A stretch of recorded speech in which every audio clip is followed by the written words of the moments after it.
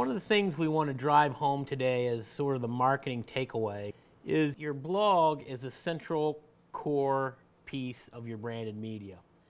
And in order for it to work effectively for you, you need to treat it like a content command center. And by that, I mean that most folks, they start a blog and they're excited about it in the beginning and they write one or two posts, and then the third and fourth start to fade away, and then by week 3 or 4 or 5 they're sort of looking at it as an afterthought. Content is what drives web traffic, and that content can come from a variety of things. It can be video, it can be a podcast, it can be written content with pictures, it can be all kind of different things. No longer do you have to be AAA plumbing, as an example, to come up first in the yellow pages under plumbing. If you just put out this variety of content, you start to be noticed by Google much closer. There's a few things you can do, like you can invite guest bloggers. We have 2 or 3 of those at the Urbane Life as an example, who do guest blogging for us. So you don't always have to pay for your content. And once your digital footprint becomes large enough, people will blog for you just to get the exposure. As a matter of fact, one of the greatest sort of new media stories of our time with the Huffington Post, I think something like over 40% of their content the writers do for free, just because she has such a large platform. A couple must-haves on your blog is you want to have a follow us on Twitter badge, and you also want to have a Facebook like.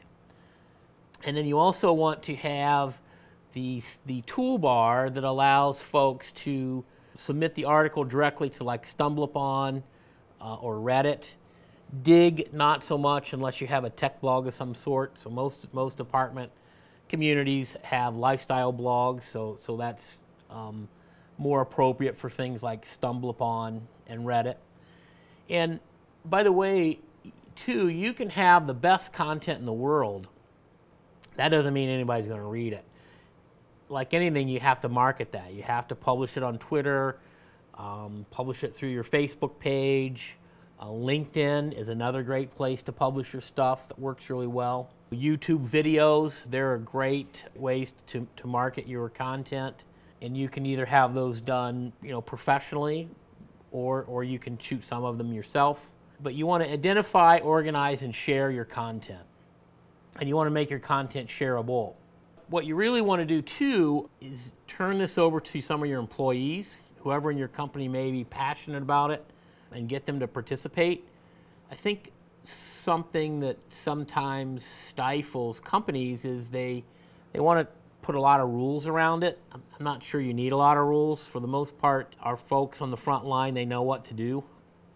Just don't embarrass us. That's what I tell our team. And if they do something wrong, you can always take it down pretty quickly. Your digital footprint becomes an asset. And if you keep after this long enough, the size of your digital footprint tends to start to attract other folks who are interested in you. And we talk a lot about partnership marketing on our blog at the Urbane Way, but I just want to touch on a couple things that has happened to us in the past 6 or 8 months. We started down the path with a company called Dining in the D. They were doing a TV series on the local PBS channel, and they asked us to cover some of their articles. And we ended up negotiating an agreement with them, and we became media partners. And what was pretty cool about that was we all of a sudden had access to about 55 or 60 local chefs and restaurant owners. And it was a great thing because it was a true alignment of our brands in that, most of our residents dine out frequently, so they enjoy the articles we did. And then the size of our digital footprint also helped Dining in the D. So when you can bring partnership marketing together and align brands, it works well for both parties.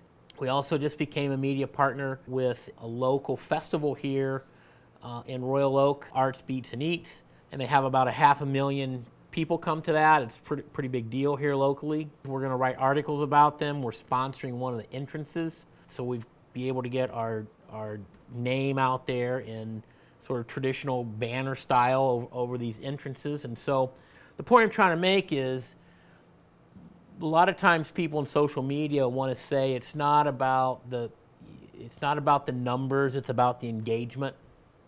All of that's very true. However, it is about the numbers, because if your Facebook page only has a few hundred fans, you need to do something about that and fix it. You need a few thousand. Frankly, larger apartment operators that aren't in the tens of thousands should be embarrassed, and they should fix that problem. But until they look at digital marketing as being important, they're not going to fix it. You should have tens of thousands of Twitter followers, not a few hundred. If you are operating in Kansas City, you don't necessarily want folks from New Hampshire. You want people from Kansas City. But there are ways that you can do that with the searches today, through TweetDeck and different applications that you can geo-target your friends and followers. So that's all we have for today, but we appreciate you coming, and thanks for watching the series.